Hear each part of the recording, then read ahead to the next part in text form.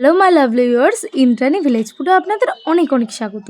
আজকে আমি লাউ দিয়ে মটর ডালের একটা দারুণ টেস্টি রেসিপি নিয়ে এসেছি বন্ধুরা, যার জন্য সবার প্রথম আমি এখন গাছ থেকে লঙ্কাগুলো তুলে নিচ্ছি। এই রেসিপিটি কিন্তু খেতে গরমের দিনে দারুণ লাগে আর খুব তাড়াতাড়ি হয়ে যায় রান্নাটা। সবার প্রথম আমি মটর ডালটা সিদ্ধ করে নেব প্রেশার কুকারে। তার জন্য আমি এখানে 150 গ্রাম মটর ডালের সাথে 5-7টা কাঁচা লঙ্কা দিয়ে 1 গ্লাস পরিমাণ জল দিয়ে আমি এখন প্রেশারে 3-4টে সিটি মেরে নেব। ডালটা আমার গলে গেছে, এখন কড়াইয়ের মধ্যে ঢেলে নেওয়ার পালা।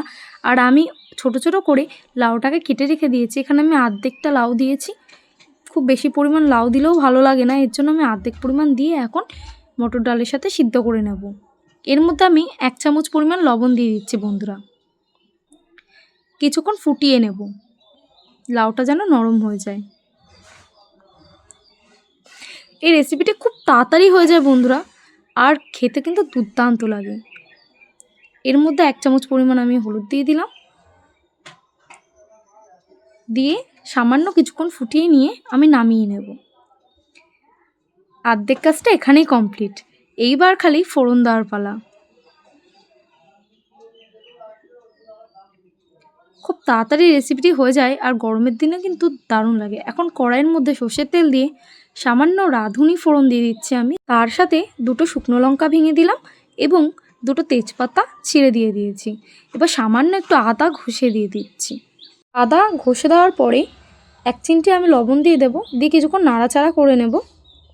মোটামুটি ফোড়নটা ভাজা হয়েই আসলে তখন ডালটা ঢেলে দেওয়ার পালা। ব্যাস, নামানোর আগে সামান্য একটুখানি চিনি কেউ দিতেও পারেন বা নাও দিতে পারেন, এটা আপনাদের একান্তই ব্যক্তিগত ব্যাপার। দিয়ে কিছুক্ষণ ফুটিয়ে নামিয়ে নিলেই ব্যাস। জাস্ট এবার পরিবেশন করার পালা। গরম ভাতের সাথে খান। আর আমাকে লাইক, কমেন্ট, শেয়ার এবং সাবস্ক্রাইব করে দেবেন। আর সাবস্ক্রাইব করার পর বেল আইকনটা অবশ্যই প্রেস করে রাখবেন, যেন আমার ভিডিওগুলো সবার প্রথম আপনাদের চ্যানেলে চলে যায়। আর অবশ্যই সাবস্ক্রাইব করে দেবেন বন্ধুরা, নাহলে আমার রান্নার ভিডিওগুলো আপনারা দেখতে পারবেন না।